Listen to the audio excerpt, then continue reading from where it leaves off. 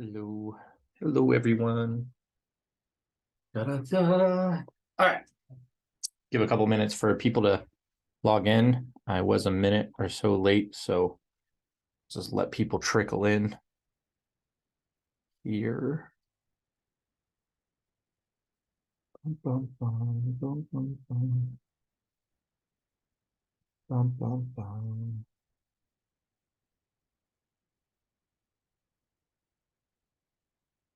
Da-da-da. Hi, Tish.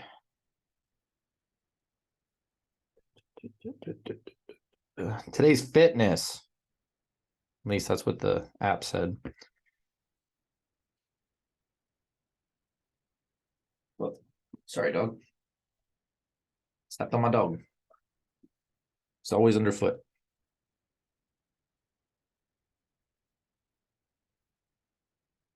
All right, let's get started. Tish, are we still meeting tonight for the thing? You're on mute. I can't hear you. You're on mute. Sorry. Yes, we're still on for tonight, and we have a newbie coming with us. A newbie. Cool. A newbie. It's Snoopy. Sounds good to me. Yeah. Should be fun. Yeah. For those who don't know, they're the Smash Room experience tonight. Got it. 7? Yeah, but from my understanding, like 7 o'clock means like 7 o'clock.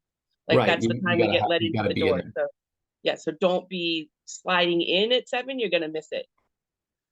So Okay. 6:45, 6:50. Okay.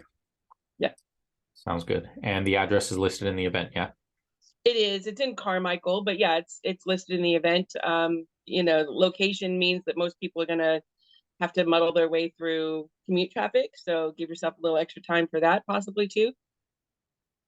Okie dokie. Sounds good. All right. Today's fitness. I just want to get into it. I don't want to or anything. I'm in a mood. I've been in a mood for about a week. And part of it is just kind of in the way of the world. I'm frustrated with people that I have to interact with, whether in my day job or just in my day-to-day life. And it's a perfectly good parlay into the fitness conversation today. Is like the mindset of fitness drives me nuts for 95% of people. And it's this mindset that, well, I'll never need that. Right? Like I'm not an operator. I'm not a cop. I'm not this. I'll never need to be physically fit. I'll never need to run a mile. I'll never need to blah, blah, blah, blah. Like, yeah, you may not. But those same people that have that mindset also are the ones that tend to complain about problems in their own life, in their own physicality, and so when we talk about fitness, like, yes, we're talking about physical fitness. We're talking about battle readiness for men, in my opinion. For women, just the healthy nature of being a woman makes your periods easier, makes your menstrual cycle easier, makes your hormonal systems easier. Your cravings for certain foods change.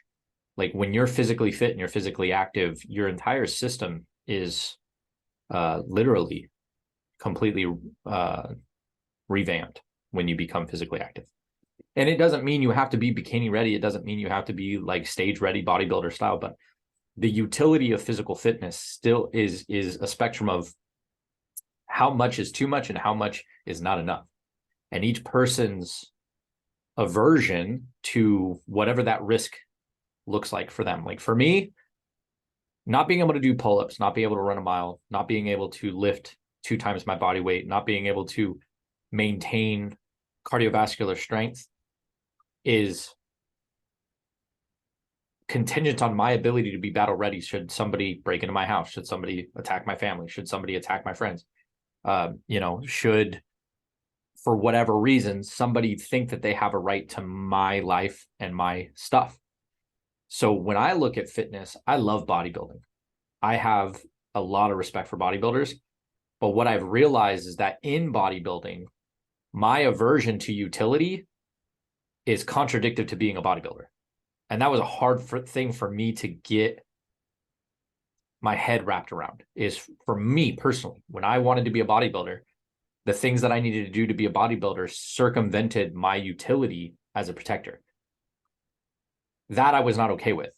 And so I would get up to this point where I'd get to a point of diminishing return, right? I'd get to this point where I'm, 4 weeks out, 6 weeks out, whatever. My strength would lower. I'd have headaches. I'd be irritable. My cognitive abilities would drop. My situational awareness would drop. My mental clarity would drop. And so those things were not worth a sport for me, because in my mind, in those 4 weeks of that cognitive decline, that physical decline, that, holistic health decline for a trophy, my brain would go, but if somebody tries to attack your family in this 4-week period, you're not going to make it to the trophy. So then I'd have to backpedal and like fix my own stuff. And so what I realized is that my priorities did not align with being a sports guy. Right. I was talking with a buddy this morning. There's, basketball is a big thing right now, right? March Madness, everybody's excited about it. And a lot of people have taken their identities and wrapped it into this 13th man mentality, right? I'm the 13th person on the team. They won because I cheered them on. Like, no, that's not why they won. They won because they put themselves between, like, up to the point of completely collapsing, and they have all these people training them, and they're training constantly, and they're playing against other players that are at that same level, right? What I find very frustrating is that in general, right, and I'm generalizing here, painting with a broad brush, when we talk about fitness, there seems to be two camps of thought. One is, I'll never need it, so why do I have to have muscles? I should just enjoy my life and be completely indolent and do whatever makes me feel happy.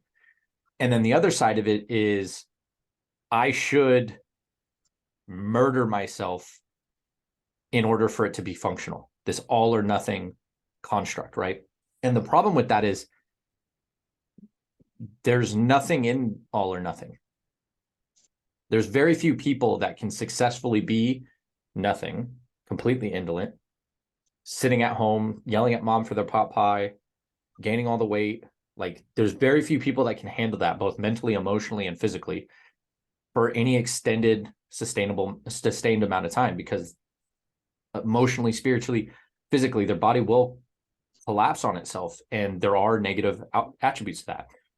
Conversely, there are very few mental spaces, very few spiritual spaces who can put their body through hell for a sustained amount of time and still feel competent, still feel capable, still feel spiritually, emotionally, and hormonally balanced. Like, it also has a detriment to your life. And so there comes this place where I've always played in the middle. And if you hear the people that make their money off of telling you to kill yourself over either entrepreneurship or fitness or whatever, the culture is, if you're not grinding 24/7, 365, then you're lazy. If you're not in the gym 3 hours a day, macroing out your meals, meal prepping, then you're lazy. And the reality is, everything should be through a lens of utility. And fitness is no different. I find that any man who cannot pick up his child, barring any extenuating circumstances, i.e., you have back problems that were caused by a car accident, right? Like, that's outside of your control. That's not a physical fitness thing, but even not an excuse, because I know Matt. Like, they told Matt he wouldn't fucking walk again, and this motherfucker is 275, 6'5", and fucking on stage is crushing 20-year-olds. So that's also an excuse. But even then, like, if you're a man and you're like, oh, I don't have the energy to chase my kid, I don't have the strength to pick up my child, you're pathetic to me. That's how I see you. Because here's the reality of what you've just said. My child sees me as a superhero, but I have given up that right, which is a right by his birth. Children are wired to see their parents as superheroes. That man has chosen, I'd rather be comfortable and lazy than provide my child with a physical ideal That doesn't need to be all or nothing, but at least functional so that child can feel protected and safe in my arms. If a man, and this is my personal proclivity and opinion, cannot make his child feel safe around him, he's pathetic. Now, my dad has never been healthy, but my dad has always been functional. My dad is like 320 pounds, eats like shit, but he's always been functional. So what I mean is, when I say it should follow utility, is it doesn't mean you look some, commercial level physical aesthetic. It means, can you do the thing that needs to be done without negatively injuring yourself or those around you, or negatively affecting those around you, while still maintaining that indolent nature? Right? I've never heard my dad complain. I've never heard my dad say, no, I can't do that because I don't have the energy. I've never heard my dad say that, he's too tired or any of that stuff. And part of that is the mental game of fitness. Part of that is the mental game, right? Like, I don't quit. Oh, I was talking with a neighbor here the other day. I don't quit. I could be tired. I could be hurting. I could be exhausted, but I do not quit.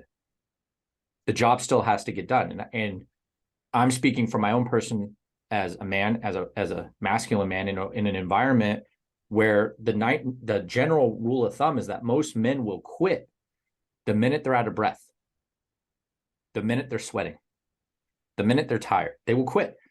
Why? Because their ego matters to them more than utility. And then they'll come up with excuses. Well, yeah, I could do that, but there's no reason for me to do that. Nobody's breaking into my house.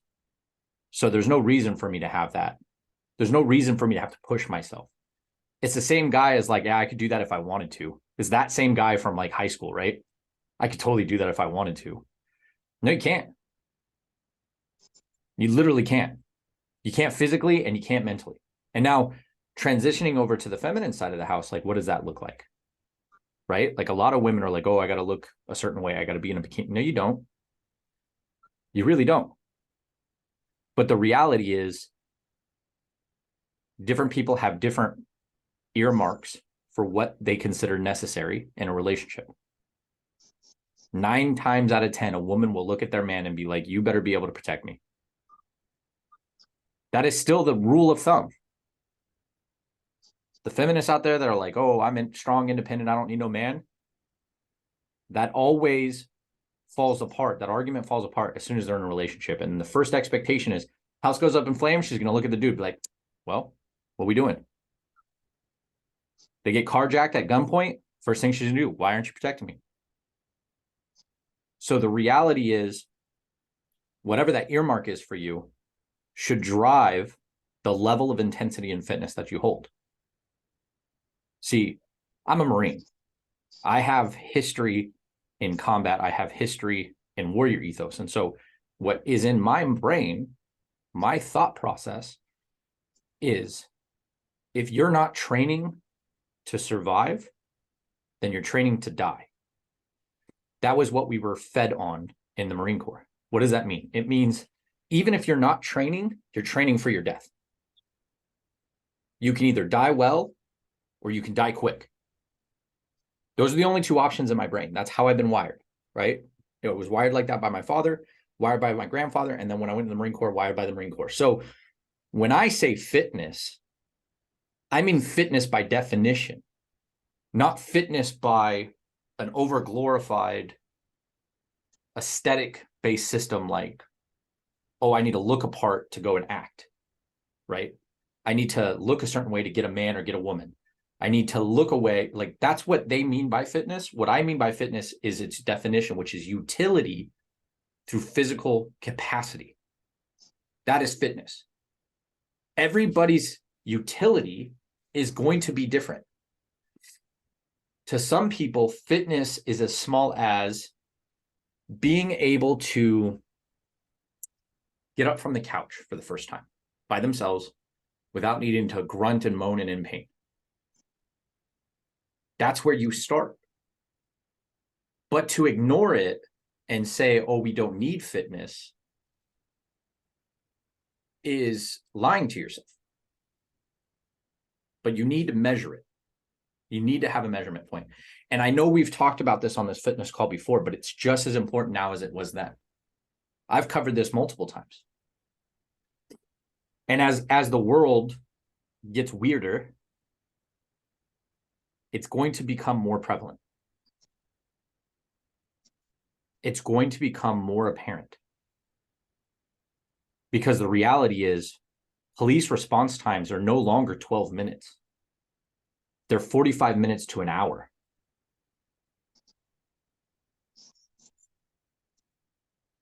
I don't know about you, but the statistics on smash and grabs is about 3.5 minutes from start to finish. Most active shooters are done shooting within 3.5 to 5 minutes. Why? It's not because they were stopped.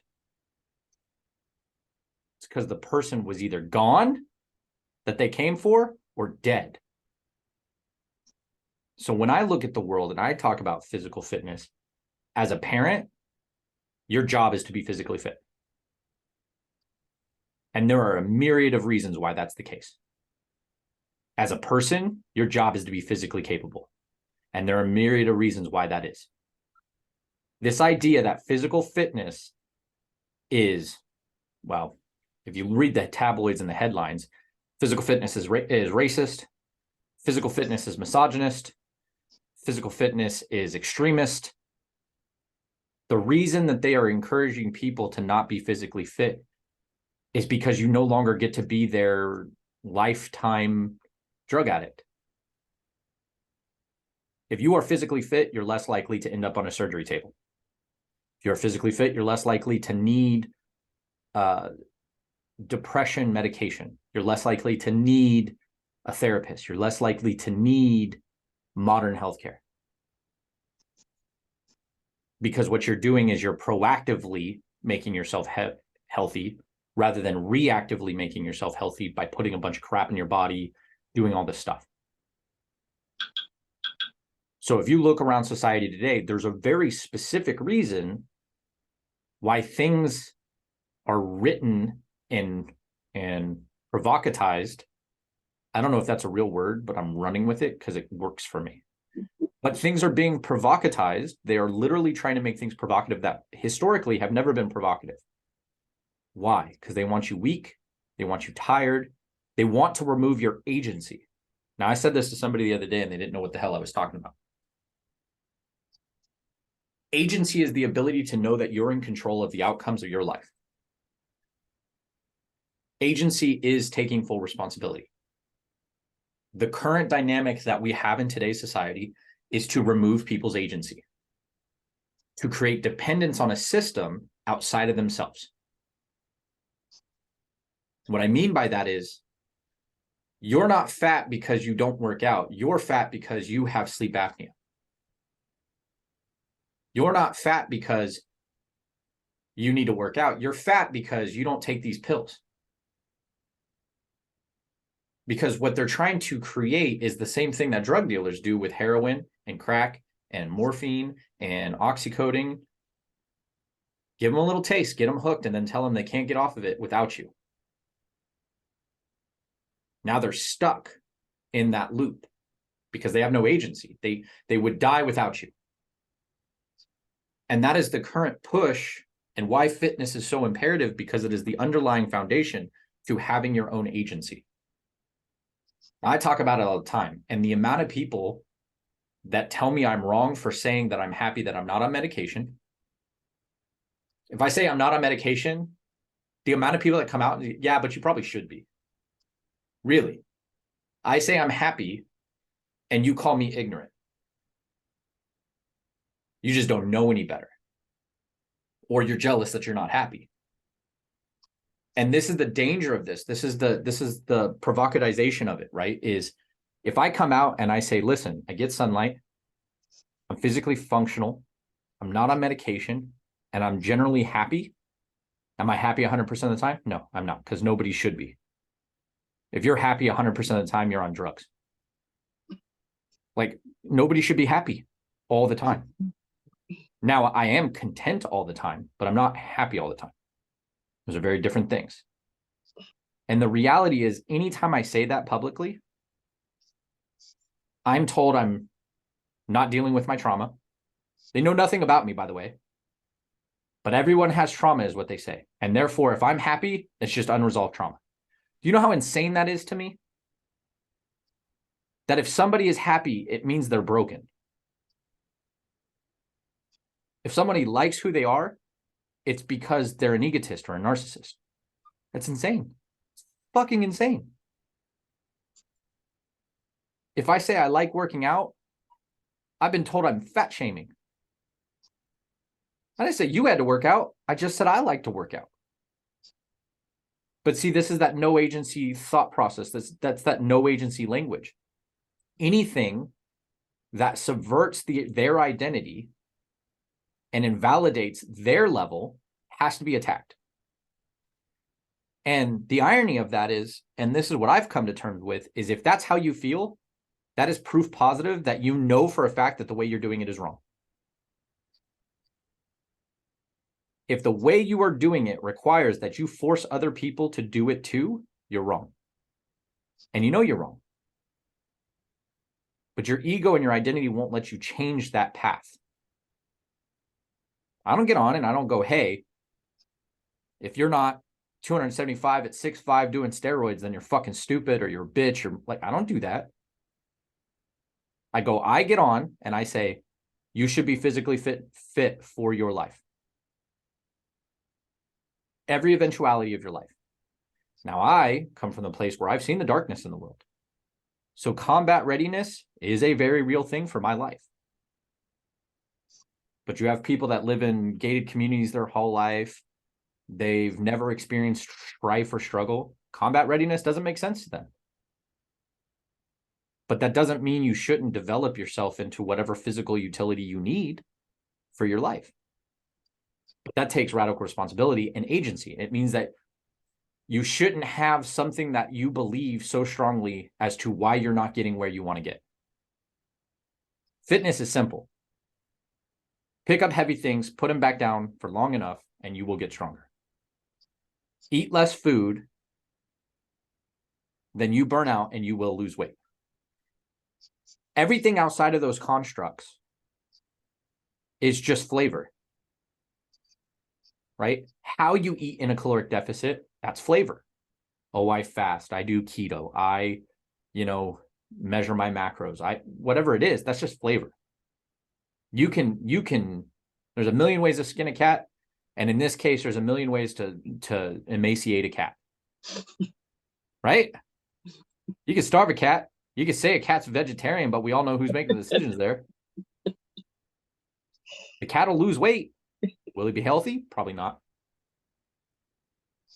And so you have to find what level of fitness you function at.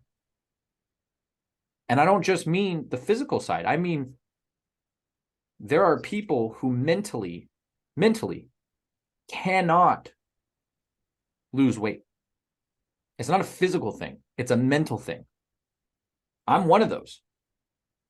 When I get too skinny, I lose strength and then I overeat because I fear losing strength more than having a gut.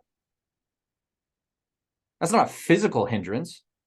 It's not that I'm not physically capable. It's because mentally I cannot override my need for strength.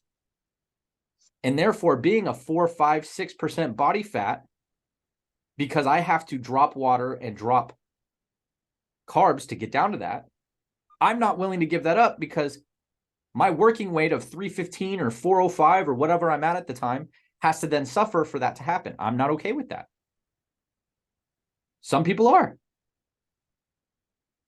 You have to find where you're at mentally so that you can work out of utility of fitness in your mental side, what it does for you spiritually.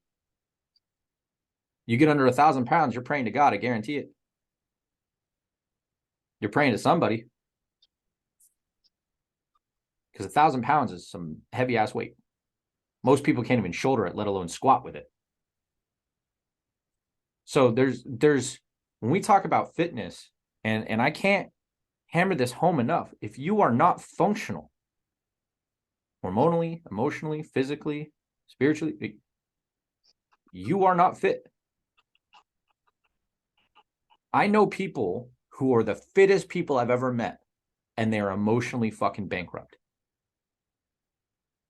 There's a reason roid rage is known for that for a reason, because they don't balance their hormones. They don't get their blood work done. They just put as much shit in there as they can and go and lift weights, and they think it'll solve all the fucking problems. It doesn't. It just means you're going to blow off your top and hit somebody for no reason because they asked you how many sets you had left. Seen that too? So in Heroes, fitness isn't a one-sided unidimensional construct. It is a multi-dimensional, fully audited utility system. And the hardest part about talking about these things from a hero's perspective is I don't think anybody should be able to tell you what that is. I can go to Matt and be like, Matt, I want to have big round shoulders like you. And he's like, do steroids. I'm like, cool. I don't want to. Well, then I accept that I don't want his shoulders. Not saying that that's what he would say, because he's a very knowledgeable person, but I'm just saying as an example. I can go to Tish and be like, hey, Tish, I want to lift 800 pounds. And she'd be like, all right, well, you need to eat 5,000 calories. Well, I can't bring myself to eat 5,000 calories. That doesn't mean she's wrong. It just means that it does not fit for me. And the biggest problem we have in our society, and I've said this 100,000 times before, and I'll say it 100,000 times more. Stop seeking tribes before you know who you are. Before you know what you want. Because we are a society of people looking to join a tribe to be told who they are and what they need.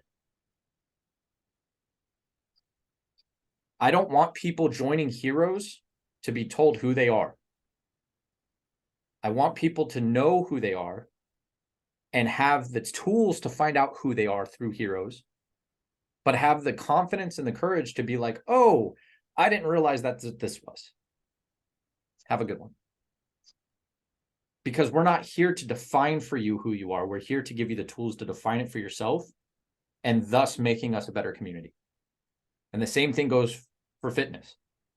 I don't give a fuck if you're a 110-pound, 3'8" dude, or a 6'5", 275-pound dude. Made you laugh. Or 4-foot chick that's super heavy. 6-foot chick that's super light. Like, it does not matter. What can you function within that space? Because bottom line is, when we talk about fitness, every single one of us has a hurdle. Every single one of us. If you're deadlifting and you're big like Matt, deadlifts fucking suck because your leverage point is so fucking high. You're basically doing a good morning with that shit. Because your leverage point is higher than, say, a Tish who's doing a deadlift. Does that mean Matt shouldn't deadlift? Not necessarily. Matt, yeah, I'm not deadlifting. Maybe. Right? It might be. But to come to the terms of, and I see this a lot on the mental fitness side too, is like, oh, well, the reason that I can't lose weight is because I have ADHD.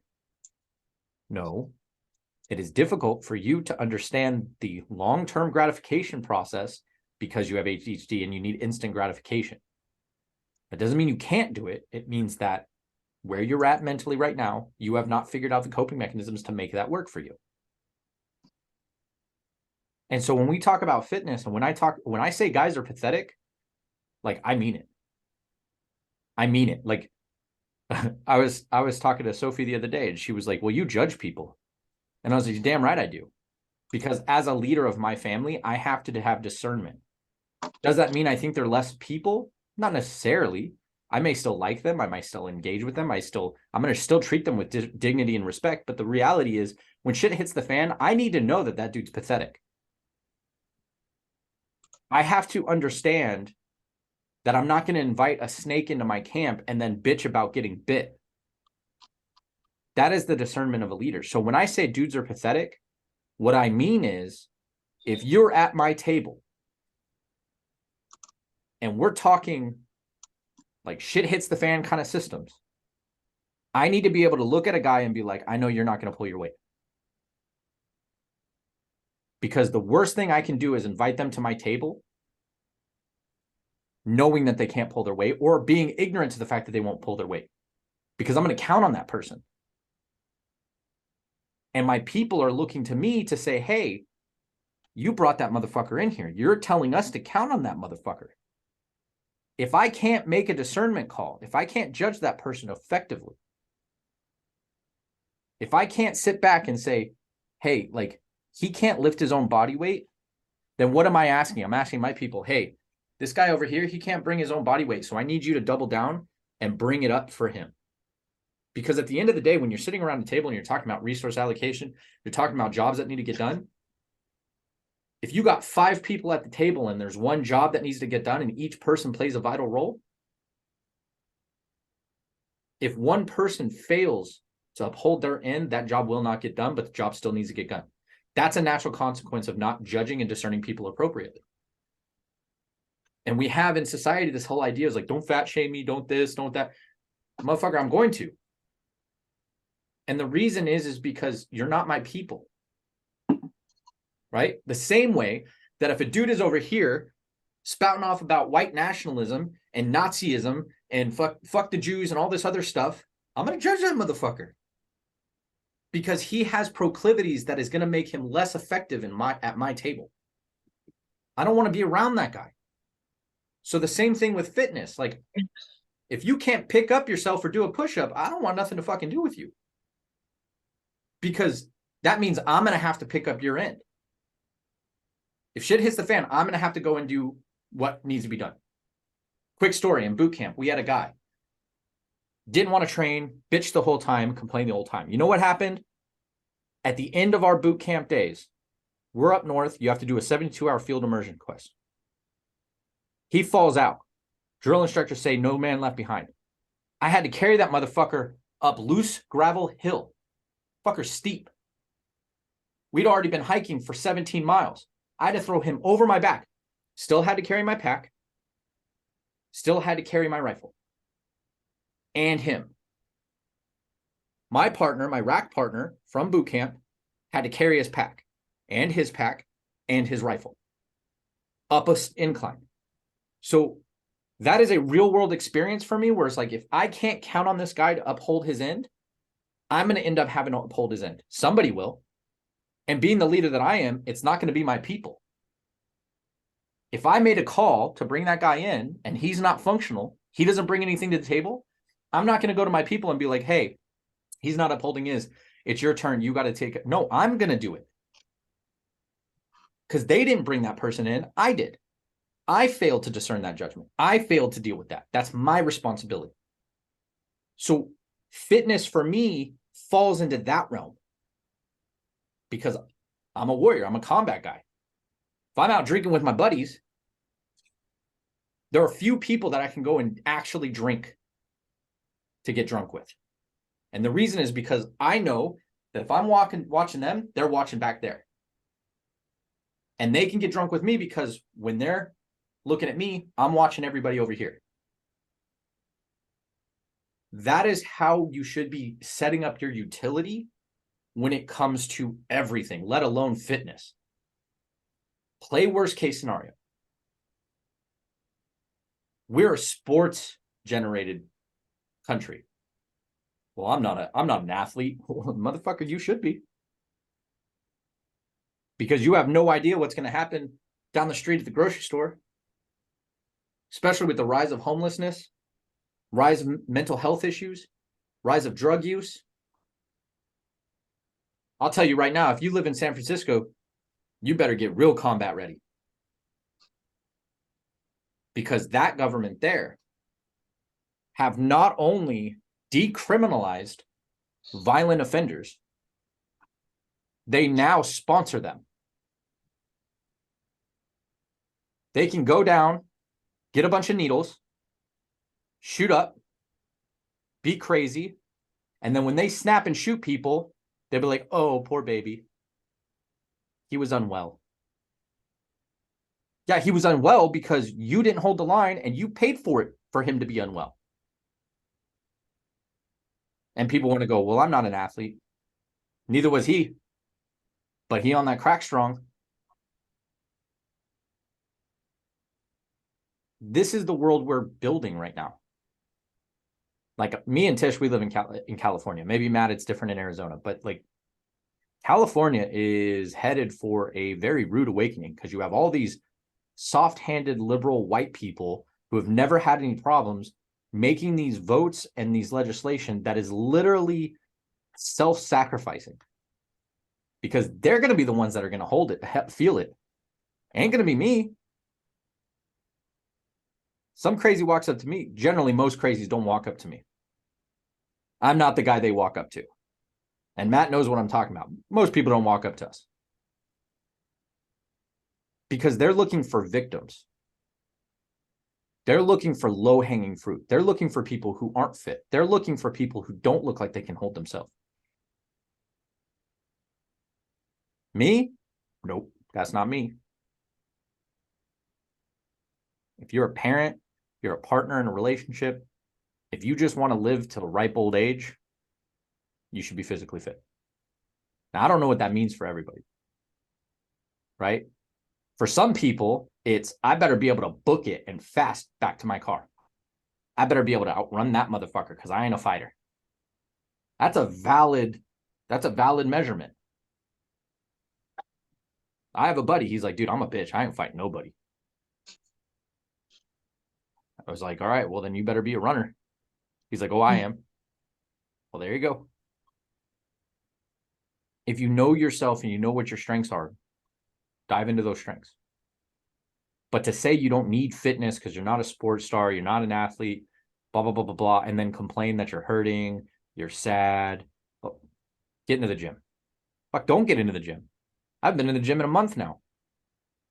I just put a flak vest on and just fucking go run. But you got to do something. Stop working your thumbs. Start working something. It just, I was proposed, and I was going to talk about this on a different call, but I was asked the other day, like, why I stress myself out. Why do I care? Why do I place myself in a position to see all the propaganda and then get upset about it?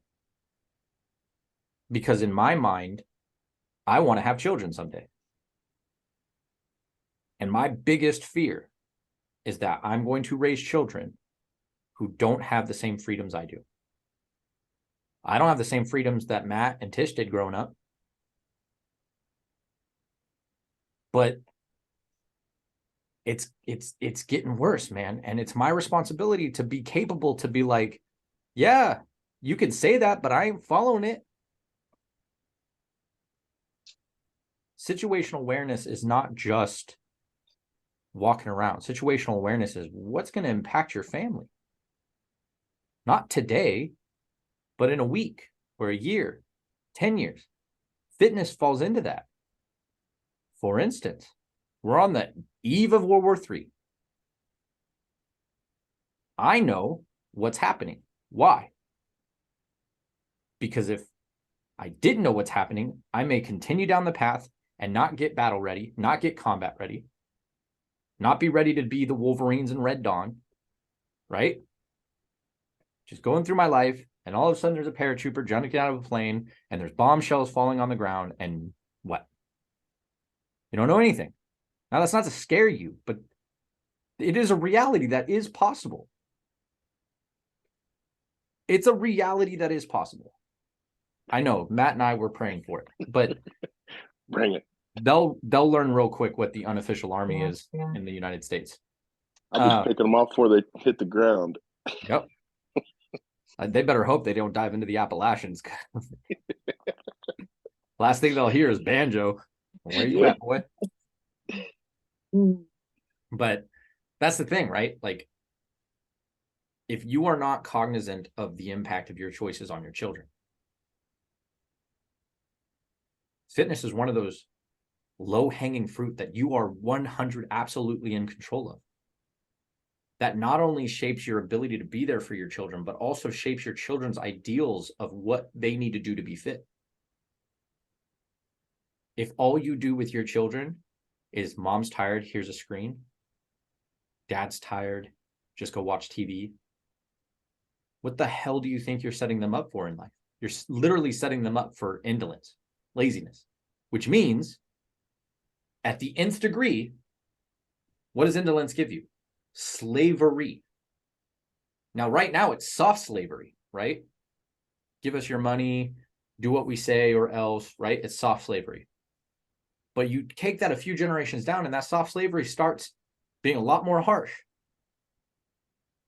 You look at countries like North Korea, you look at countries like China, you look at countries like Australia. Their ramp up went from this like slow kind of like little bit to like, here's a concentration camp. What are you going to do about it? You don't have guns. What are you going to do about it? You're fat, lazy, and don't have any other choice, right? So when you talk about fitness, that's the imperative. And if you could get your mind wrapped around, I do not want to be a slave, I want to be sovereign, then fitness is no longer difficult. Because now you have something to measure it against. You know where you're lacking, and you know what to shore up.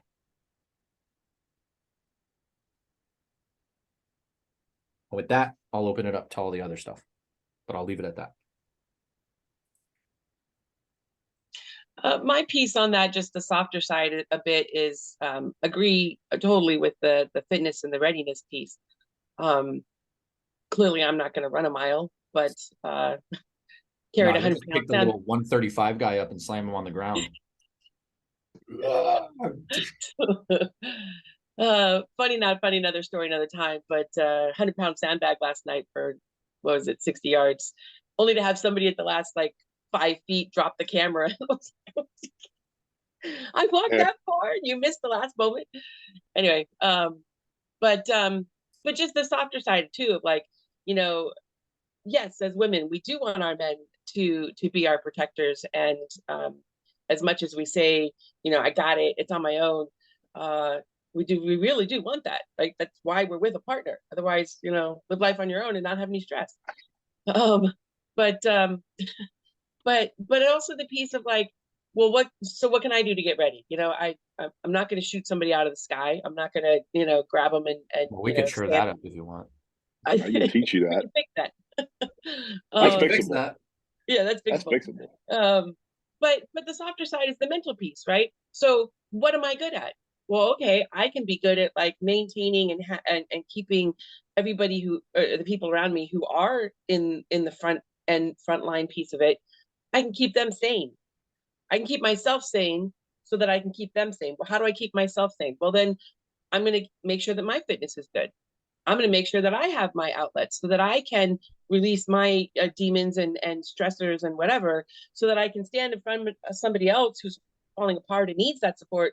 I'm ready for that support to give, right? So there's ways to help support even in the heat of the moments, where I'm not, either of you. I'm not either of you guys in your examples of what you stand with. And I'm not the, you know, the fit mommy that's out there right now in today's society, keyword labels, whatever. But I am a strong person. I am a strong mental person. And that mental piece comes very much so out of the gym. You know, spend time in the gym. I work with plenty of clients and friends and people who are like, women, you know, oh, I couldn't possibly. You can, to your level, right? Which is what you were saying, Tim, to your level. It's not that you have to go out there and bench 200 pounds. You don't have to be that person. But can you bench? Can you bench 45 pounds? You know, I'm pretty sure you can.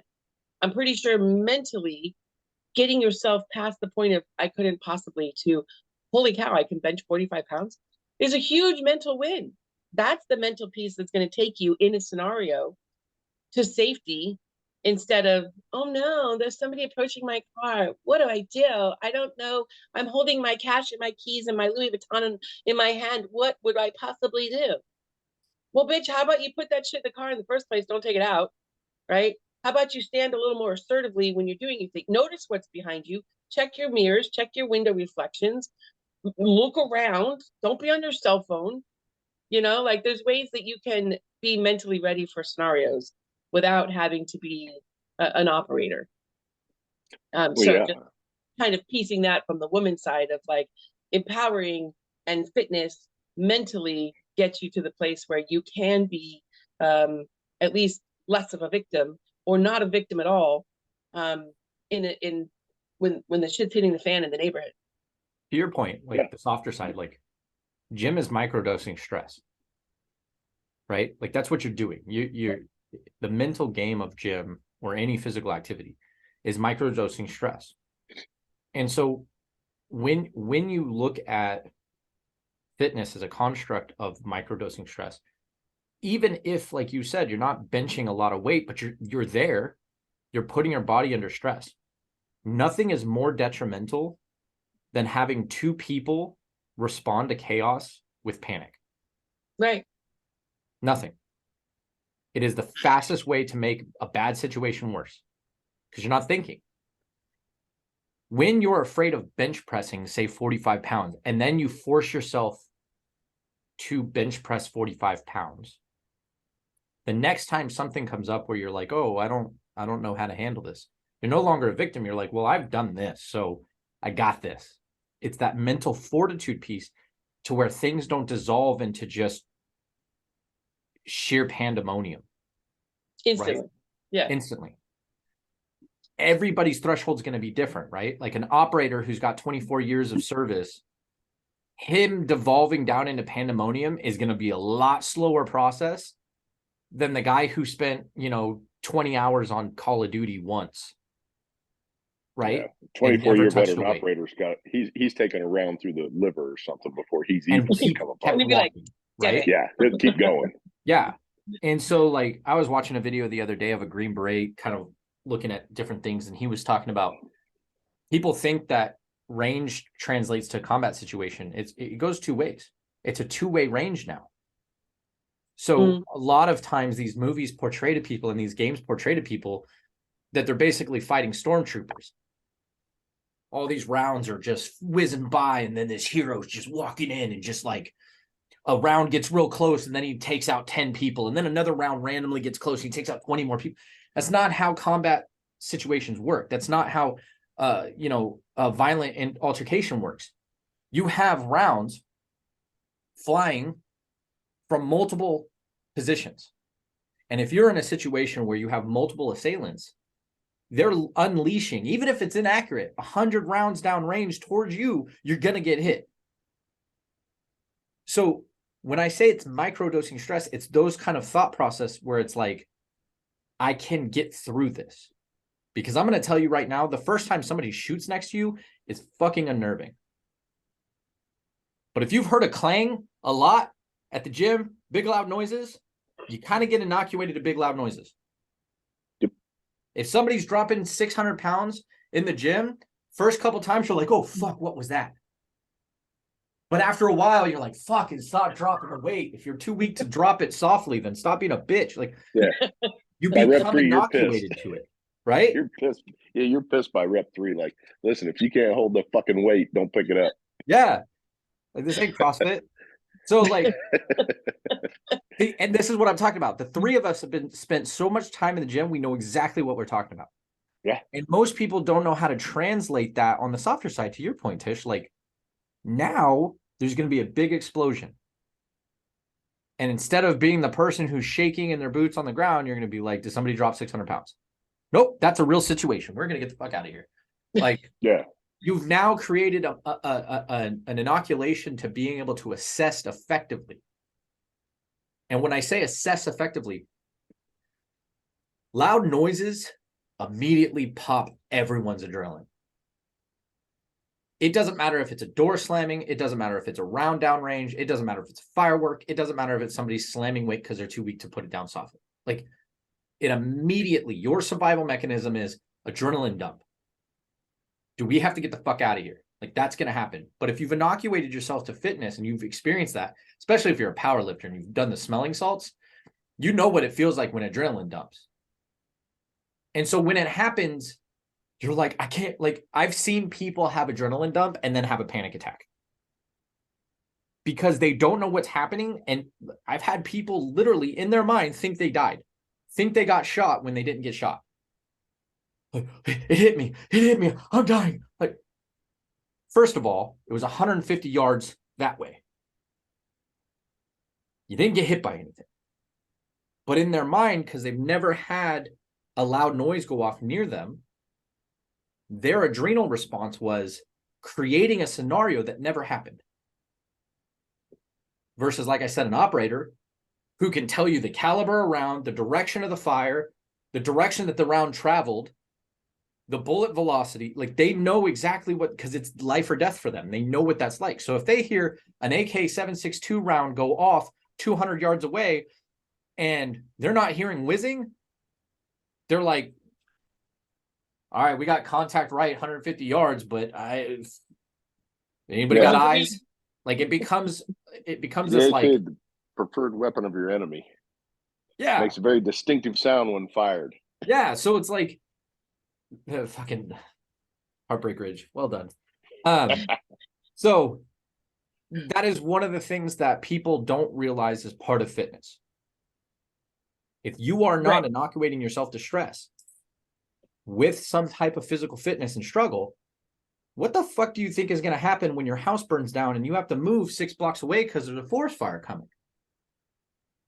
It could be as simple as that. It doesn't always have to be a violent altercation for somebody. Sometimes you left the goddamn crock pot on, there was a short, it lit your whole house on fire, and now you got to move 16 blocks away because that's where the fire stops or that's where the safe zone is. Are you capable of doing that? Are you, as a man or as a mother or a father, able to sit down and be like, listen, I got child 1 on my shoulders, you got child 2 on your shoulders, and we're moving 16 blocks that way barefoot because the house was on fire and we couldn't get our shit out. Are you capable of that? Yep. Somebody just drove a car into your living room and it's on fire. Are you capable of getting that person out? Do you know what to do in that situation? Climbing the tree branch drops, falls on your kid. Can you get the branch off the kid? Right. The very least, real world examples that are not violent based. Correct. What that mental fitness gives you is that you've had that struggle in the gym in some fashion, whatever the exercise is. You've had that gym and you've had that practice in the gym where you can take that moment and the conversation that happens in your head under stress in the gym. You can take that conversation and it buys you that solid thinking 2 seconds before you have to react. The tree limb falls on the kid. I mean, like my oldest, like, injuries happen all the time, right? So it got to the point of like, all right, is he dying? Is he bleeding really bad? Probably hurts. Okay, I'm in. Let me go, right? Instead of like, oh no, my poor baby. Like, I'm not any help at that point, right? So it becomes a piece of like, you know, it's functional. That's the functional piece. You buy yourself those couple of seconds, and those couple of seconds, to your point, in operators world, you know, like a couple of seconds. Wait, where did that go? If you heard it, fucker, it wasn't for you. So then, you know, buy yourself a couple of seconds, shot. Right, to assess like, which direction do I change, or do I turn and smack right into it? You know, like, so it's that piece. It's that very little piece of the difference between, you know, like not having to be super fit, you know, marathon worthy, but at least I have a couple of seconds that I can buy myself in order to think properly while the adrenaline is dumping to then function in fitness and do whatever it is I need to do. That's the key piece. That's kind of what your heart rate's going to go through the roof. You know, everything, you'll hear your heart beating in your ears. You'll lose sound. Your cognitive response becomes, if you're not ready for it, becomes flawed. You know, I work out. I train a gal who would tell you that she'll tell you I'm her trainer. She's my lifting partner because she's 5'6", 135 pounds, but she lifts with the same intensity that I do. She's a former boxer. And, you know, earlier in the year, I asked her, because shit was going down, things were getting crazy in the news around here in Phoenix. And I said, you carry, right? You have a sidearm or something, some self-defense. And she said, well, I used to, but I haven't practiced with it in a long time. I'm like, there's no excuse for that. You should always carry. And if you want to go out and practice, we'll go out and practice. I said, I'll take you. But we've gotten to the point to where she's like, she understands now that she's like, if shit were to go down, She's like, and I'm with you. She's like, I'm literally going to throw you whatever I've got if you run out of ammo, because I know you can cover whatever's going on. I'm like, fuck yeah. You know, I said, but my first response is going to be get down, take cover. I'm going to look for an escape route for you while I'm directing on the fucking target. Yeah. I thought it was funny. I was at a wedding shower this past weekend, and one of the games to play was like, what's in your purse, whatever. So one of the things on the bingo list of what's in your purse was pepper spray. So a couple of gals had some pepper spray, and that's cool. I carry a taser. So I'm like, well, Does this count? does a taser count? And they're like, no, it has to be pepper spray. I'm like, I'm going to do more harm with a taser than your pepper spray, If you're especially curious, on a windy day. Right? Yeah. I'm like, would you like to see it? You want to try it? It doesn't hurt that bad, you know? But I did it on my forearm once. It's fine. so yeah, it's that piece of you know, even if you're not like I've said it, like I have fired a gun, I've been around guns, but I'm not comfortable with guns for myself. So okay, cool. If I'm gonna be around somebody with who's carrying, cool. If I got ammo or whatever, I'm tossing it your way because I know I'm not gonna be as effective with it. But I'm pretty good at like jamming a taser into somebody's side and at least buying a few minutes. So yeah, you But know that, what like, your skills are. like, play that scenario out, right? Like if you haven't panicked, right, and you can, because one of the things, especially with powerlifting, that I think a lot of people overlook is if you're competitive at powerlifting, you know what it's like when your sight starts to narrow because you're trying to pick up something you really shouldn't be, right? And that adrenal dump happens, and then your sight starts to narrow. So in a situation like that, imagine the inoculation of knowing what that feels like and knowing how to continue to move through that. Now think about that in the example we just gave, right? Matt's engaging with the enemy. We got contact front. He's firing shots down range. That gives Tish the opportunity to move to a safe cover, right? And we've talked about cover and concealment, I think. But if you don't know the difference, then we can do a whole thing on cover and concealment. But like she can move to a safe zone where then Matt can now know it's just him versus the assailant. And I can tell, I've had this conversation with my father too. Like if I get held at gunpoint by myself, I have a very different response. And I know for a fact because I've had it happen than if I have my partner there. Mm-hmm. I've had a gun pointing at my face and I was mugged when my ex-wife was there. I stepped in front of her. I said, hey man, chill out. I gave up my money. He left. We were good. I had a different guy pen my car in by myself, and I hit that dude so fucking hard, his fucking teeth went across the goddamn roof of the car. Why? Because I'm not having to worry about leveraging her. Right? I know myself. I don't know where she's at capacity-wise. I don't know how she's cognitively handling it. I don't know where she's going with it. I don't know. But think about a Tish who's been lifting, knows exactly how to handle that adrenaline, a Matt who knows exactly how to engage with the enemy, and she just kind of flanks and like, because she now knows she can move through cover, and he's too busy dealing with shots down range for Matt. Now you have a second combatant defender rather than a combatant and a victim. Well, and it creates the space too of that same scenario. So if I move to a safe space, that space is safe because I at least have some skills. If something comes into that direction, I have something so that you can drop back to it when you're ready to drop back to an actual safe space instead of like, I hope that space is clear. Now I have to clear 2 spaces while I'm moving, you know? So, you know, if you're going to be a partner in everything. Yeah, 1000%. And I think, you know, we got a little off topic because we got into the combative battle readiness side, which is important. Part of fitness. It is very much a part of fitness. And the correlative there in the conjunction there is that you do not have that option if you're out of breath after 3 steps. Yeah. If you can't even make it to cover without having a heart palpitation issue, dead before you started.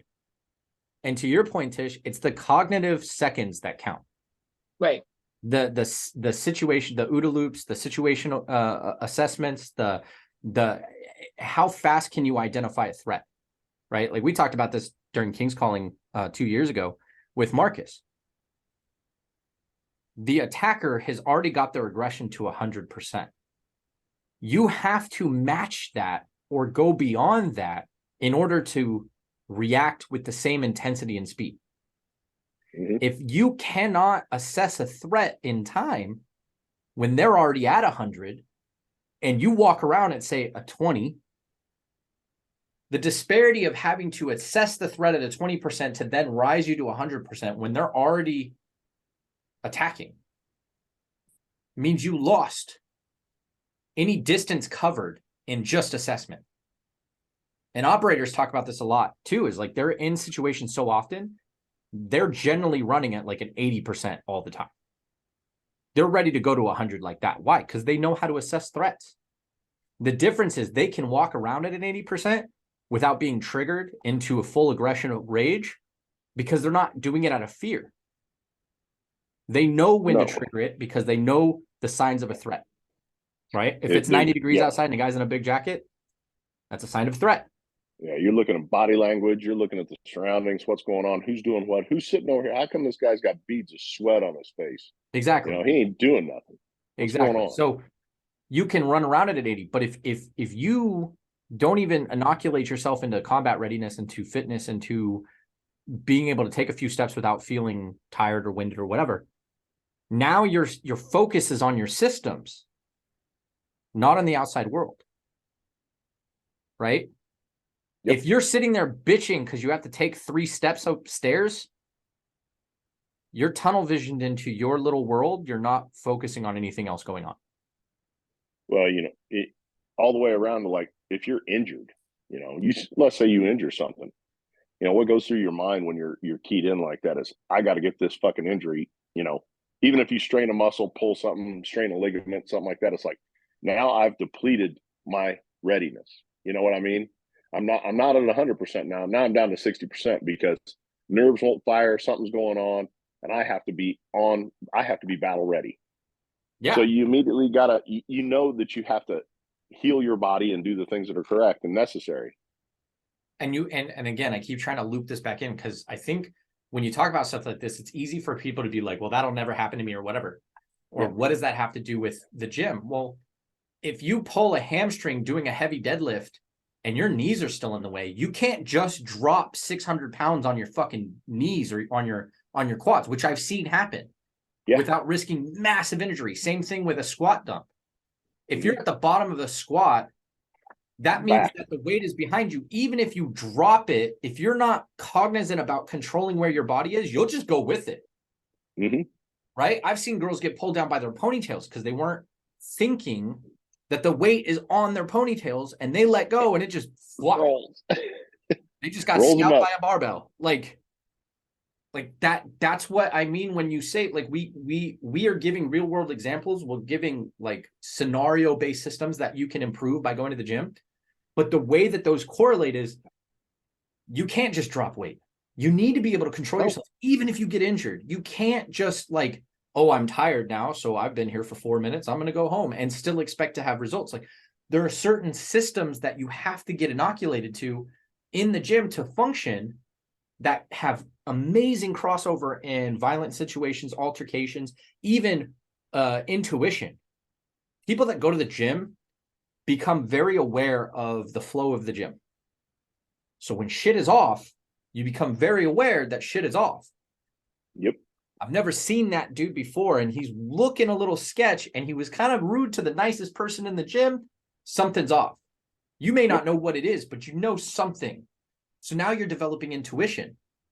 You're able to feel the vibes in the space. So like, it may not seem correlative to a lot of people because they've probably not experienced a lot. But all these examples that we're giving, and I'll end it here because we're already over, but like all these examples we're giving very much get developed in the gym. They may seem independently and sometimes counterintuitive to what they develop. But once you've experienced it enough times, you're like, oh, okay.